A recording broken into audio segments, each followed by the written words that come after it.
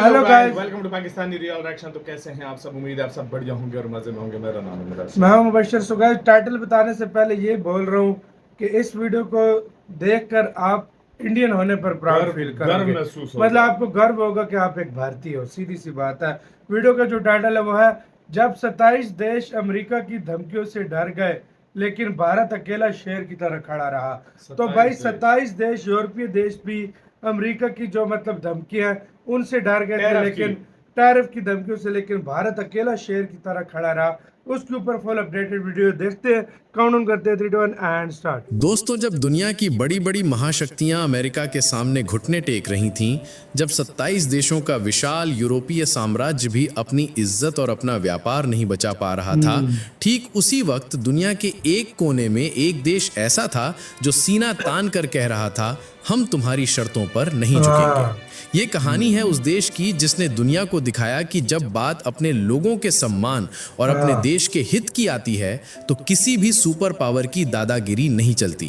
ये कहानी है नए भारत की। आखिर कैसे 27 देशों का संगठन अमेरिका के सामने बिखर गया और कैसे भारत ने अकेले ही अमेरिका की हर शर्त को मानने से इनकार कर दिया। आखिर ये पूरा खेल क्या है और कैसे भारत ने अमेरिका को आईना दिखा दिया, चलिए इस वीडियो में डिटेल में समझते हैं।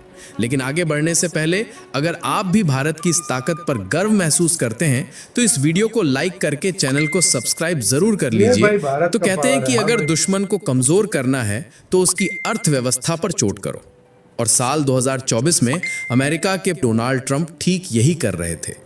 उनका नारा था अमेरिका फर्स्ट, यानी अमेरिकी हितों के आगे कोई दोस्ती नहीं, कोई समझौता नहीं, कोई लिहाज नहीं। ट्रंप ने एक एक करके दुनिया के बड़े बड़े देशों को आर्थिक युद्ध में घसीटना शुरू कर दिया। उनके हाथ में सबसे बड़ा हथियार था टैरिफ, यानी दूसरे देशों से आने वाले सामान पर इतना टैक्स लगा दो कि वो अमेरिकी बाजार में टिक ही ना पाए। इस आर्थिक युद्ध का सबसे बड़ा शिकार बना यूरोपियन यूनियन। ये कोई छोटा मोटा संगठन नहीं है दोस्तों। जर्मनी, फ्रांस, स्पेन, इटली जैसे 27 अमीर और शक्तिशाली देशों का एक ऐसा किला जिसे अभेद्य माना जाता था। इन देशों की कुल अर्थव्यवस्था खरबों डॉलर की थी। इनकी सैन्य ताकत भी दुनिया में गिनी जाती थी। लेकिन ट्रंप की व्यापारिक मिसाइलों के सामने ये पूरा का पूरा किला ताश के पत्तों की तरह ढहता हुआ नजर आया। ट्रंप ने यूरोपीय यूनियन को खुली धमकी दी, या तो हमारी शर्तों पर एक नई ट्रेड डील साइन करो, वरना हम तुम्हारे स्टील से लेकर तुम्हारी कारों तक हर चीज पर 30% का भारी भरकम टैरिफ लगा देंगे। ये एक सीधी ब्लैकमेलिंग थी। 30% टैरिफ का मतलब था यूरोपीय अर्थव्यवस्था का गला घोंट देना। लाखों नौकरियां चली जाती, फैक्ट्रियां बंद हो जाती और पूरा यूरोप मंदी की चपेट में आ जाता। यूरोपीय यूनियन के नेताओं के पास वक्त बहुत कम था। ट्रंप ने उन्हें 1 अगस्त तक की डेडलाइन दी थी। 27 देशों के नेता आपस में बात करते रहे, बहस करते रहे, लेकिन कोई रास्ता नहीं निकल रहा था। आखिरकार डर जीत गया। यूरोपीय आयोग की अध्यक्ष Ursula von der Leyen Scotland पहुंची और उन्होंने ट्रंप के साथ उस समझौते पर दस्तखत कर दिए जिसे आज यूरोप के इतिहास का सबसे अपमानजनक समझौता माना जाता है। पहली शर्त, यूरोप से अमेरिका आने वाले ज्यादातर सामान पर अब 15% का टैरिफ लगेगा। यानी यूरोपीय कंपनियां जो भी माल अमेरिका भेजेंगी उन्हें पहले से कहीं ज्यादा टैक्स देना होगा। उनकी गाड़ियां, उनके लग्जरी गुड्स, सब कुछ महंगा हो जाएगा। दूसरी और सबसे खतरनाक शर्त, यूरोपीय यूनियन को अगले कुछ सालों में अमेरिका से $750 बिलियन की गैस और तेल खरीदना ही होगा। सोचिए, अपनी जरूरत ना होते हुए भी आपको मजबूरी में किसी से खरबों का सामान खरीदना पड़े। ये सीधे सीधे यूरोप की जेब पर डाका डालने जैसा था। तीसरी शर्त, यूरोपीय यूनियन को अमेरिका में $600 बिलियन का भारी भरकम निवेश करना होगा, यानी पैसा भी हमारा और उस पैसे से नौकरियां भी अमेरिका में पैदा होंगी। ये तो वही बात हुई कि आप हमें लूटने के लिए पैसा भी खुद ही दीजिए। चौथी शर्त, फार्मा सेक्टर यानी दवाइयों का बाजार। यूरोप की दवा कंपनियां दुनिया में मशहूर हैं, लेकिन इस डील में उनकी कमर तोड़ने का भी पूरा इंतजाम था। उन पर भी अलग से 15% का टैरिफ लगाया गया। इस डील का असर यह हुआ कि ट्रेड का पलड़ा पूरी तरह से अमेरिका के पक्ष में झुक गया। अमेरिका कम टैक्स देगा और यूरोप ज्यादा। अमेरिका का माल यूरोप में सस्ता बिकेगा और यूरोप का माल अमेरिका में महंगा। ये एक ऐसी डील थी जहां एक पक्ष की सिर्फ जीत हो रही थी और दूसरे पक्ष की सिर्फ हार। जैसे ही इस डील की खबर बाहर आई, पूरे यूरोप में भूचाल आ गया। नेताओं ने इसे अपनी हार के तौर पर देखा। हंगरी के प्रधानमंत्री ने तो गुस्से में यहां तक कह दिया कि ट्रंप ने हमारी अध्यक्ष उर्सुला को नाश्ते में कच्चा चबा लिया। ये शब्द बताते हैं कि उन्हें ये अपमान कितना गहरा चुभा था। स्पेन के प्रधानमंत्री ने और कहा, दूसरी ठीक है, तरफ भारत डील का तो भी हो था गई है, कहाँ? लेकिन मैं इसे लेकर बिल्कुल भी उत्साहित नहीं हूँ। उनकी आवाज में एक हारी हुई लाचारी थी। जर्मनी, जो यूरोप का सबसे बड़ा औद्योगिक पावर हाउस हाँ, है, ये भी वहां कुछ के बोला है। उद्योगपतियों ने सिर पकड़ लिया। उन्होंने कहा, हुजूर, ट्रंप ने तो हमारा बहुत बड़ा नुकसान करवा दिया। 27 देशों का ये विशाल संगठन, जिसकी आबादी और अर्थव्यवस्था अमेरिका से बड़ी है, वो अमेरिका के दबाव में ऐसे घुटनों पर आ गया जैसे कोई छोटा मोटा देश हो।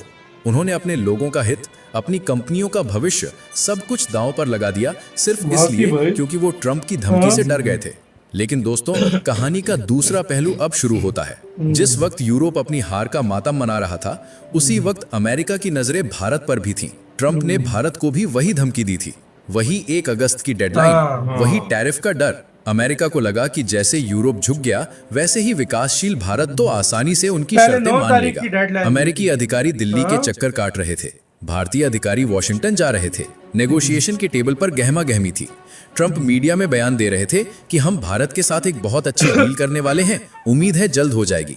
लेकिन भारत की तरफ से कोई बेचैनी नहीं थी, कोई हड़बड़ी नहीं थी। भारत के वाणिज्य मंत्री पीयूष गोयल ने दुनिया के सामने एक ऐसा बयान दिया जो हर भारतीय का सीना गर्व से चौड़ा कर देगा। उन्होंने साफ शब्दों में कहा, मैंने पहले भी कहा है कि भारत कभी किसी डेडलाइन के हिसाब से नेगोशिएट नहीं करता। हमारे देश का हित और हमारे लोगों का हित, यही हमारी पहली प्राथमिकता है। बिल्कुल। समझौता तभी होगा जब वो भारत के लिए फायदेमंद होगा।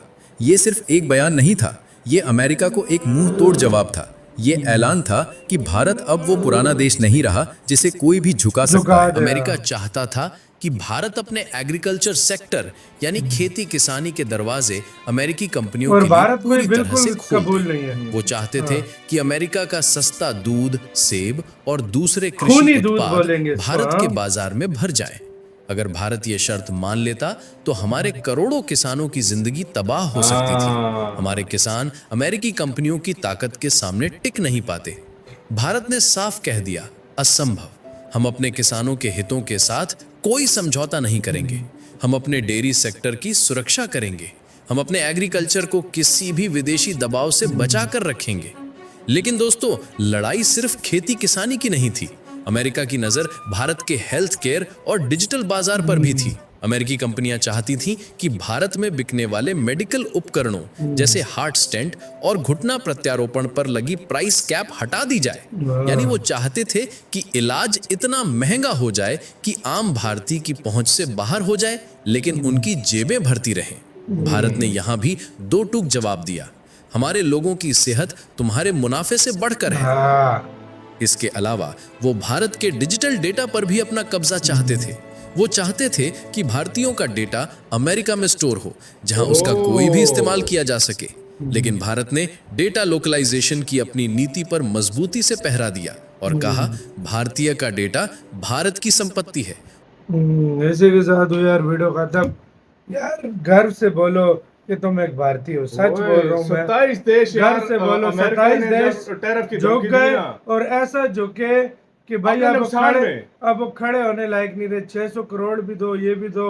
इसी तरह की कुछ शर्तें भारत के ऊपर लागू की हुई हैं, इधर तारीफ लेकिन भारत बनती नहीं है मान इंडिया रहा। की। इंडिया ने कहा है कि बराबरी की बिना पर ट्रेड होगी। नहीं तो नहीं होगी। इंडिया ने कहा है कि अगर आप शर्तें रख रहे हो तो शर्तें हमारी माननी पड़ेंगी। हमारी माननी। और इंडिया ने कहा है कि ये शर्त तो हम मान ही नहीं सकते कि आप डेयरी की और फार्मास्यूटिकल की और इस तरह की चीजें जो है ना आप लेकर आओ, और हम इसको अब मानेंगे नहीं कि सही हमारे बात है। किसानों का नुकसान जाहिर हो रहा बात है भाई, जाहिर सबसे बात है। बड़ी बात यह है कि इंडिया को इतनी धमकियां दी, लेकिन इंडिया आज भी उसी जगह पे खड़ा है। 27 देशों ने इंडिया अमेरिका के साथ ट्रेड डील कर ली। 27 देशों ने अमेरिका को बोला कि ट्रेड डील, हालांकि कभी 500% टैरिफ की हाँ। धमकी, कभी 50%, कभी कल के बोल रहे हैं कि अगर 10 दिन का टाइम है, नहीं ट्रम्प ने बोला 10 दिन का टाइम है, अगर नहीं किया तो 25% टैरिफ लगाऊंगा। तो भाई उस दिन भी 9 पहले तारीख के टाइम किया था। 9 क्या 9 तारीख को किया? वाकई में सीधी तो सी मेरी बात है, नजर भारत में के देखा आगे जाए नहीं टिकने प्रेशर वाले, इंडिया पे हाँ। बढ़ रहा है, लेकिन इंडिया शेर की अच्छा, तरह खड़ा हुआ है। वो भी छोड़ो, इंडिया को बोला है कि अगर आप